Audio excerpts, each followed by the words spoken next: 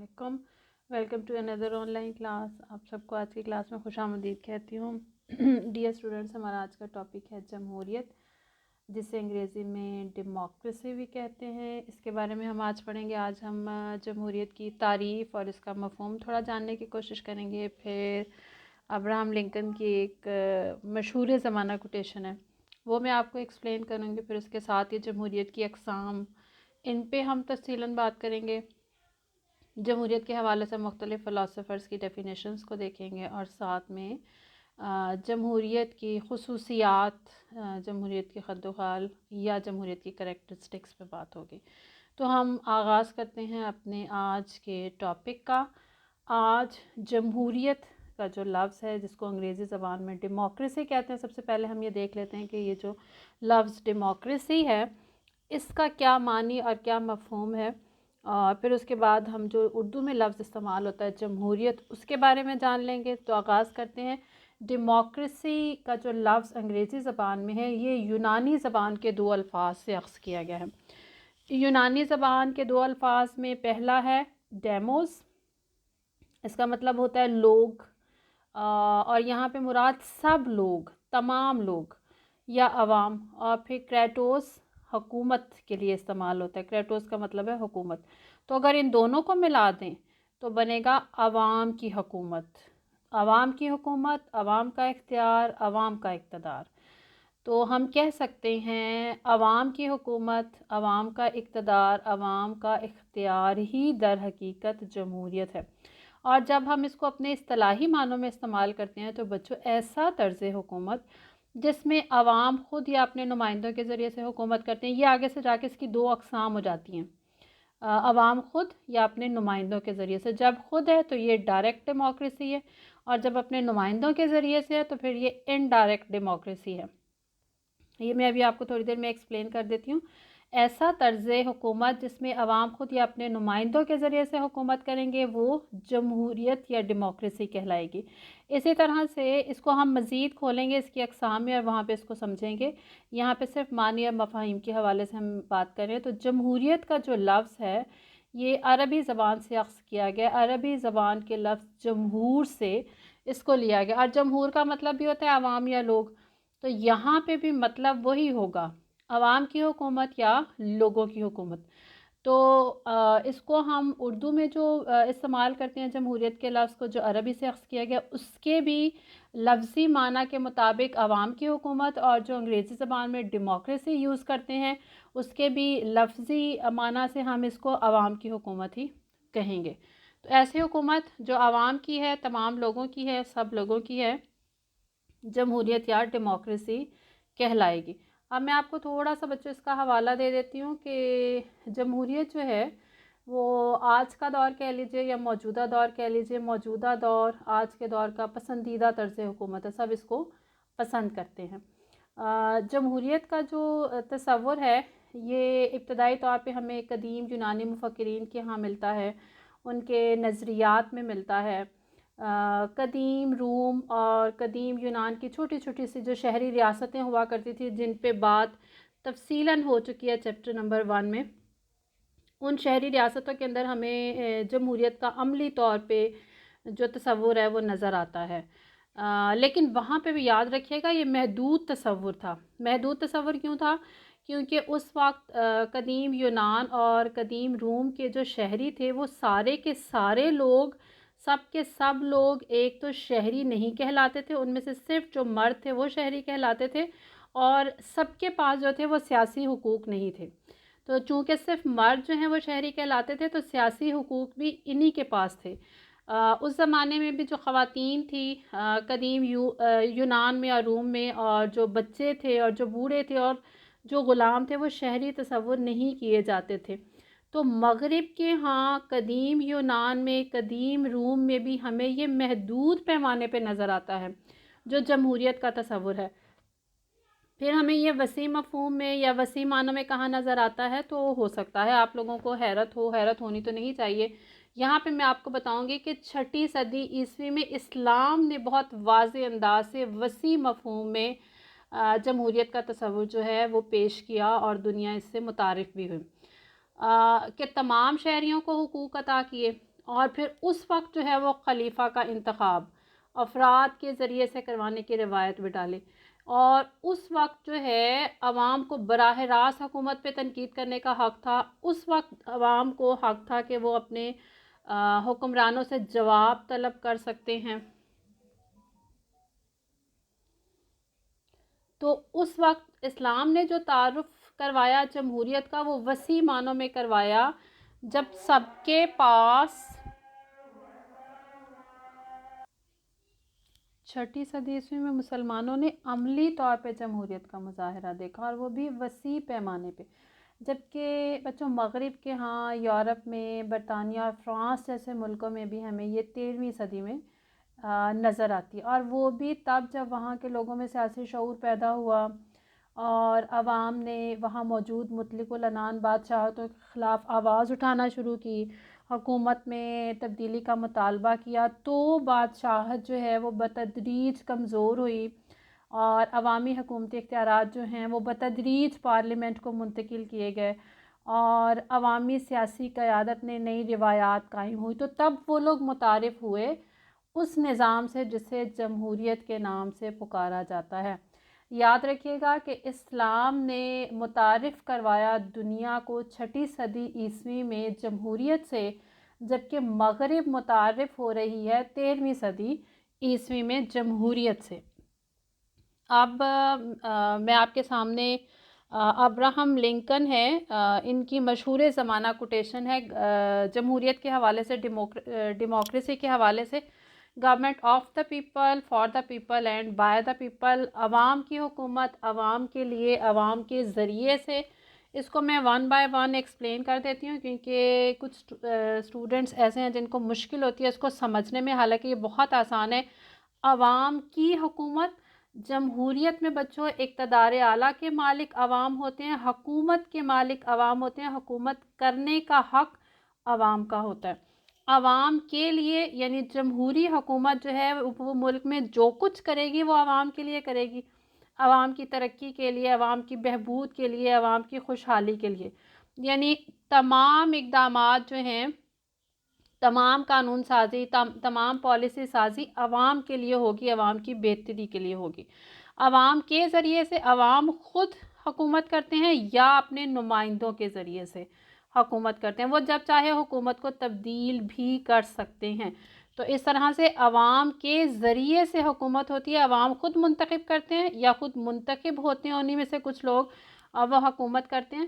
تو عوام ہی حکومت کا در حقیقت نظم و نسق چلا رہی ہوتی ہے۔ اس کے بعد ہم مختلف جو فلاسفرز ہیں ان کی ڈیفینیشنز کو دیکھ لیتے ہیں، اور پھر ہم آ جائیں گے اس کی اقسام کی طرف۔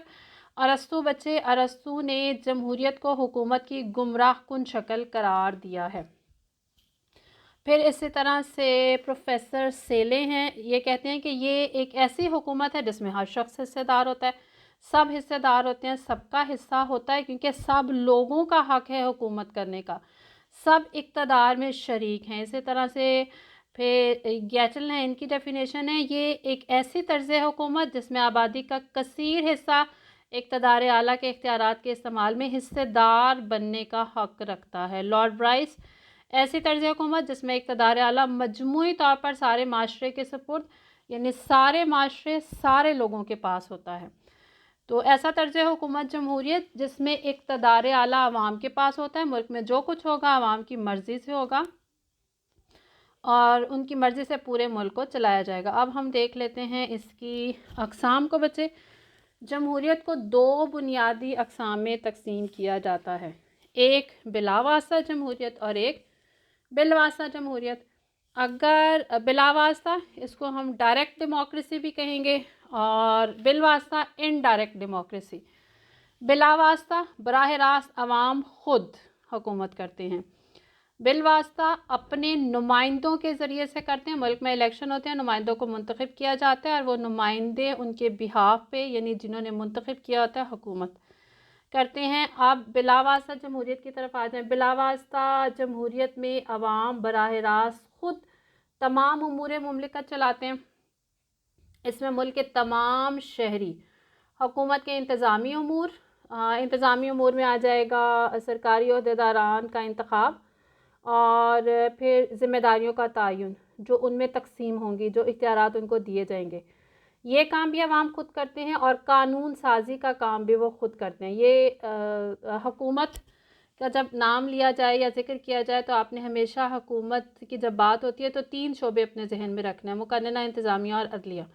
یہاں پہ دیکھیں، اب تمام انتظامی امور عوام خود براہ راست شہری چلائیں گے، اور قانون سازی یعنی مقننہ کا جو کام ہے وہ بھی عوام براہ راست خود کریں گے۔ اس میں قانون بنا سکتے ہیں، جب چاہے قانون میں ترمیم بھی کر سکتے ہیں، یعنی یہ دونوں کام عوام نے خود کرنے ہیں، اپنی مرضی سے کرنے ہیں۔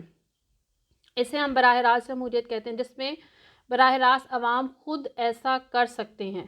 اور یہاں پہ میں یہ بھی بتاتی چلوں کہ یہ جو براہ راست کرنے والا کام ہے یہ ہمیں قدیم دور میں ملتا ہے یونان میں اور روم کی چھوٹی چھوٹی سی ریاستوں میں، اس لیے کیونکہ اس وقت ان کی آبادی کم تھی، رقبہ کم تھا، چھوٹی ریاستیں ہوا کرتی تھی، تو ان کے لیے یہ ممکن تھا کہ وہ اپنے تمام شہریوں کو ایک جگہ پہ اکٹھا کریں اور پھر ریاست کے انتظامی اور قانونی معاملات چلائیں۔ لیکن موجودہ دور میں آپ سب جانتے ہیں کہ آبادیاں بڑھ گئی ہیں، بڑے رقبے کی ریاستیں ہیں، پھر زندگی کے مسائل پہ بہت پیچیدہ ہو چکے ہیں، ریاست کے جو فرائض ہیں وہ بھی وسیع ہو چکے ہیں، اور اب موجودہ دور میں ایک سب سے بڑا فرق یہ آیا ہے کہ ریاست کے اندر رہنے والے تمام لوگ اس کے شہری کہلاتے ہیں اور ان کے پاس سیاسی حقوق ہیں، جبکہ ماضی میں ایسا نہیں تھا۔ ماضی میں صرف مردوں کے پاس حق شہریت تھا، اور مرد ہی جو ہے مرد ہی جو ہے وہ حق شہریت کی بنیاد پہ انتظامی امور اور قانون سازی کے امور چلایا کرتے تھے، کیونکہ اس وقت خواتین، غلام اور جو محنت کش طبقہ ہے اور جو بوڑھے لوگ ہیں ان کے پاس سیاسی حقوق نہیں تھے، اور ان کو شہری بھی تسلیم نہیں کیا جاتا تھا اس وقت۔ لیکن موجودہ دور میں اب سب کے سب رہنے والے جو لوگ ہیں وہ اس ریاست کے شہری کہلاتے ہیں۔ تو اب یہ پاسبل نہیں ہے جہاں پہ بہت زیادہ آبادی ہے، بڑے رقبے والی ریاستیں ہیں، کہ وہاں پہ سب لوگوں کو اکٹھا کیا جائے اور براہ راست وہاں کے لوگ جو ہے وہ تمام انتظامی امور اور قانون سازی کے امور چلا سکیں۔ تو ماضی میں ایسا تھا، موجودہ دور میں اگر ہم اس کی مثال تلاش کرنے کی کوشش کریں تو ہمیں بلاواسطہ جمہوریت کے حوالے سے، ڈائریکٹ ڈیموکریسی کے حوالے سے سوئٹزرلینڈ نظر آتا ہے۔ سوئٹزرلینڈ میں بعض جگہوں پہ ہمیں ڈائریکٹ قانون بناتے ہوئے، انتظامی امور کو چلاتے ہوئے ان کے شہری نظر آتے ہیں، لیکن بعض علاقوں میں۔ اب ہم چلتے ہیں انڈائریکٹ ڈیموکریسی کی طرف۔ انڈائریکٹ ڈیموکریسی نمائندوں کے ذریعے سے، عام لوگ الیکشن میں اپنے نمائندے منتخب کریں گے، وہ نمائندے پھر حکومت کریں گے۔ اس کو ہم نمائندہ جمہوریت بھی کہتے ہیں، انڈائریکٹ ڈیموکریسی بھی کہتے ہیں، بالواسطہ جمہوریت بھی کہتے ہیں۔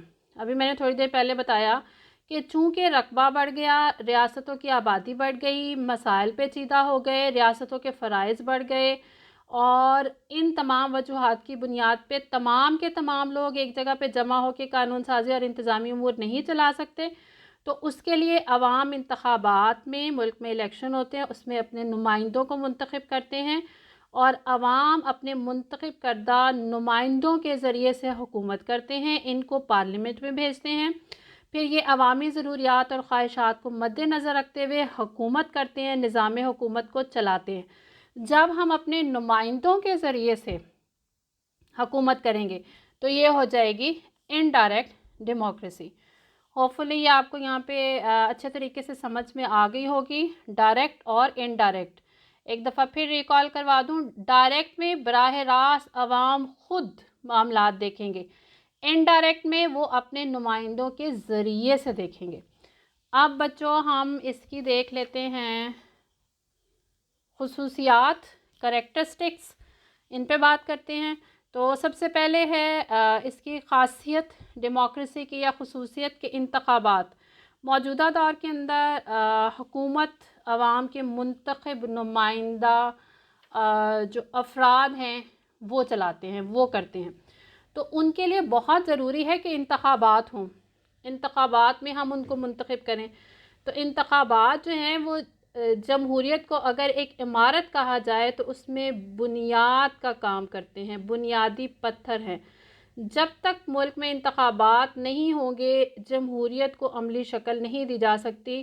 آزادانہ، منصفانہ اور مناسب وقفوں کے ساتھ انتخابات جمہوریت کے لیے لازمی ہیں، ناگزیر ہیں۔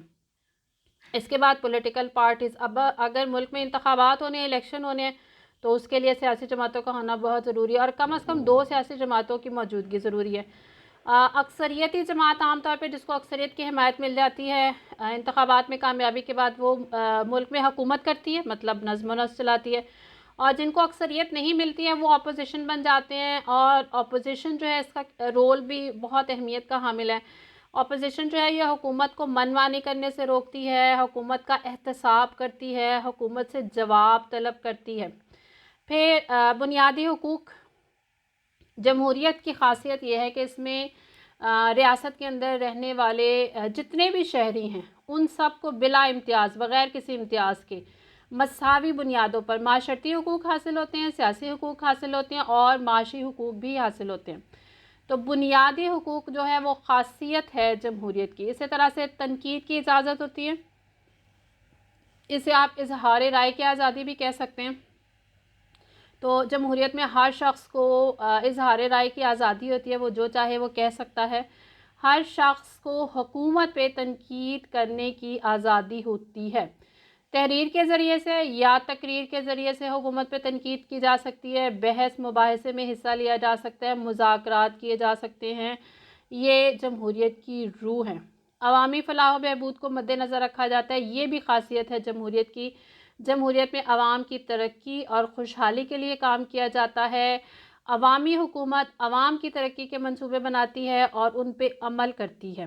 امن پسند نظام ہے کہ جمہوریت کے اندر حکومت کی تبدیلی پرامن طریقے سے ہوتی ہے۔ ملک میں الیکشنز ہوں گے، انتخابات ہوں گے، انتخابی نتائج کے مطابق اکثریت کو حکومت کرنے کا موقع دیا جائے گا، اور جس کے پاس اکثریت نہیں ہوگی وہ اپوزیشن بن جائے گی۔ تو حکومت جو بدل رہی ہے آئین کی روح سے پرامن طریقے سے بدل رہی ہے، جواب دہ حکومت ہے۔ اس کی ایک خاصیت اور یہ بھی ہے کہ یہ جواب دہ حکومت ہوتی ہے۔ ملک کے اندر پارلیمانی نظام ہو یا صدارتی نظام ہو، عوام انتخابات کے ذریعے سے حکومت کا احتساب کر سکتے، یعنی اگر عوام کو یہ لگے کہ ہم نے جن کو منتخب کر کے بھیجا تھا ہم ان کی کارکردگی سے مطمئن نہیں ہیں، تو وہ آئندہ کے انتخابات میں ان کو ریجیکٹ اور سلیکٹ اپنی مرضی سے کر سکتے ہیں۔ تو ایک تو احتساب کا طریقہ یہ ہوتا ہے۔ دوسرا، انتظامیہ جو ہے وہ مقننہ کے روبرو جواب دہ ہوتی ہے پارلیمانی نظام میں۔ تو جواب دہ حکومت ہے، عوام جواب طلب کر سکتے ہیں اور حکومت عوام کے سامنے جواب دہ ہوتی ہے۔ سب سے لاسٹ پوائنٹ ہے قانون کی حکمرانی۔ جمہوریت کے اندر جو ہے وہ قانون کی حکمرانی ہوتی ہے۔ قانون کی نظر میں سب مساوی ہوتے ہیں، سب برابر ہوتے ہیں، سب ایک جیسے ہوتے ہیں۔ قانون کی خلاف ورزی کر کے کوئی بھی سزا سے نہیں بچ سکتا، اور جرم ثابت ہوئے بغیر کسی بھی شخص کو سزا نہیں دی جا سکتی۔ یہ جمہوریت کی خاصیت ہے، جمہوریت میں ایسا ہوتا ہے۔ تو بچوں یہ ہمارا آج کا ٹاپک تھا جس میں ہم نے جمہوریت کی تعریف، اس کا مفہوم، اور پھر ساتھ ساتھ ہم نے اس کی اقسام پڑھی، ڈائریکٹ اور انڈائریکٹ، اور اس کی ہم نے کریکٹرسٹکس، خصوصیات پڑھی۔ یہاں پہ میں آپ کو بتاتی چلوں کہ جب بات خصوصیات کی ہوتی ہے تو اس میں خوبیاں اور خامیاں دونوں پلس ہو جاتی ہیں۔ جب ہم کسی بھی ٹاپک کی بات کرتے ہیں نا کہ اس حوالے سے اس کی خصوصیات لکھیں، تو خصوصیات میں اس کی خوبیاں اور خامیاں دونوں شامل ہو جاتی ہیں، اور جس وقت تنقیدی جائزہ لیا جاتا ہے اس وقت بھی ہم خصوصیات کو سامنے رکھتے ہیں، خصوصیات کو مد نظر رکھتے ہوئے کسی چیز کا تنقیدی، کسی ٹاپک کا تنقیدی جائزہ لیا جاتا ہے۔ تو یوں سمجھ لیجئے کہ خصوصیات کو اگر کھول دیں گے تو کسی بھی ٹاپک کی خوبیاں اور خامیاں بن جائیں گی، تنقیدی جائزے کو بھی اگر ہم کھول دیں گے تو وہ بھی خوبیاں اور خامیاں، اور خوبیوں اور خامیوں کو پلس کر دیں گے تو خصوصیات اور تنقیدی جائزہ لیا جا سکتا ہے۔ یہ بات اپنے ذہن میں رکھیے گا۔ کل انشاءاللہ ہم بات کریں گے جمہوریت کی خوبیوں اور خامیوں کے حوالے سے، اور ساتھ میں ایک اور بھی ہم ٹاپک دیکھیں گے کہ اگر کسی بھی ملک کے اندر جمہوریت کو کامیاب کرنا ہو تو اس کی کامیابی کے لیے کون کون سے ایلیمنٹس، کون کون سے لوازمات ہونا ضروری ہے۔ تو کل تک کے ٹاپک تک اللہ حافظ۔ کل انشاءاللہ نئے ٹاپک کے ساتھ پھر شروع کریں گے۔